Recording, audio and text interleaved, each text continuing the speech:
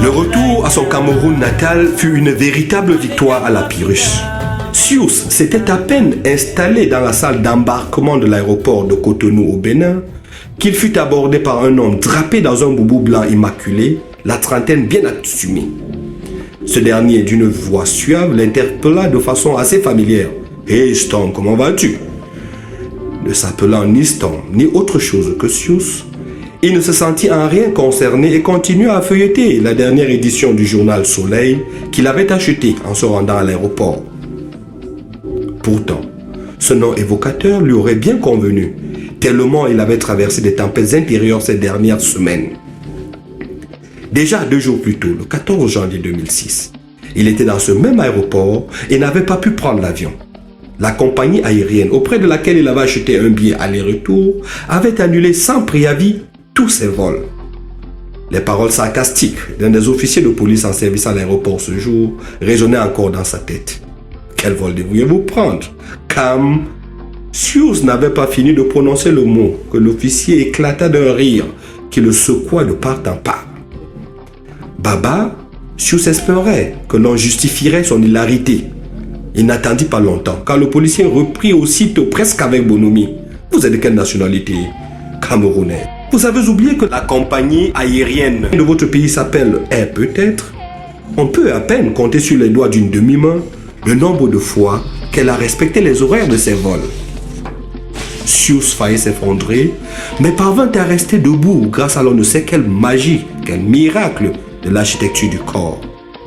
Il ne s'effondra pas, mais qu'à et peut-être venait de le mettre sur le carreau, lui qui n'avait plus le moindre sou, lui qui ne connaissait personne dans ce Cotonou qui lui apparaissait soudain ô combien hostile.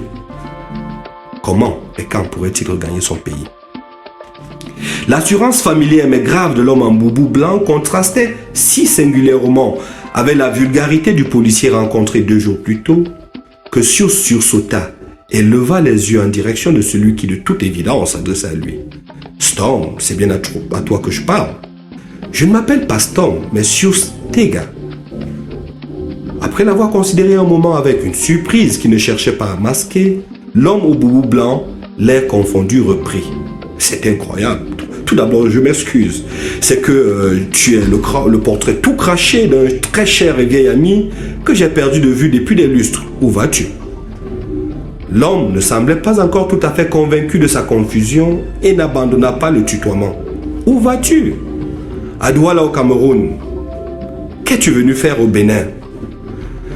Ce qui tenait lieu de causerie prenait des allures d'interrogatoire. Cette situation qui ne plaisait pas à Sious suscita en lui une inquiétude grandissante. La langue décollait péniblement de sa bouche. Il ne parvenait plus à avaler la salive car elle avait un arrière-goût amer. Les feuilles du journal que Sious tenait entre les mains frétillaient sous l'effet du tremblement soudain qu'il tentait en vain de contenir. L'interrogateur impassible l'avait remarqué. « Puis-je voir ton passeport ?» Sious eut de la peine à retirer le passeport de sa poche, tant l'inquiétude lui nouait les viscères et raidissait ses articulations. Il n'avait pourtant rien à se reprocher. Mais quand on est étranger quelque part, a-t-on vraiment besoin de se reprocher quelque chose pour paraître suspect au premier natif du coin? De plus, cela faisait 2 jours qu'il était reclus dans cette ville, sans ressources et sans argent. Cela ne sautait-il pas à l'œil? N'était-ce pas là un délit suffisant qui justifia l'interrogatoire en règle qu'il subissait? C'est tout en étant à ses pensées qu'il déposa son journal sur le siège et adopta une posture qu'il espérait la plus à même de masquer sa gêne. « Ah, t'es juste en transit. As-tu connu la béninoise ?» De quelle béninoise parlait-il? D'une de celles qui jouissent de la nationalité accordée par naissance ou alors par naturalisation? Et si c'était le cas, de quoi se mêlait-il? Sious était trop troublé pour poser ces questions à son interlocuteur, mais ce dernier perçut vite son embarras et s'empressa de préciser avec un sourire. « Ici au Bénin, nous avons 2 types de béninoises, reprit-il en lui tendant son passeport. Une en bouteille, produite par la brasserie locale, et l'autre en pagne.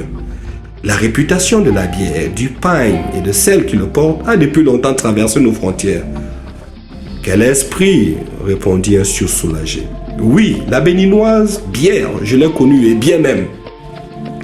De peur de subir un autre interrogatoire sur une éventuelle béninoise en pagne qu'il aurait connue, le jour de leur rencontre et les détails croustillants des ébats qui s'en suivirent, Sius ne dit plus rien.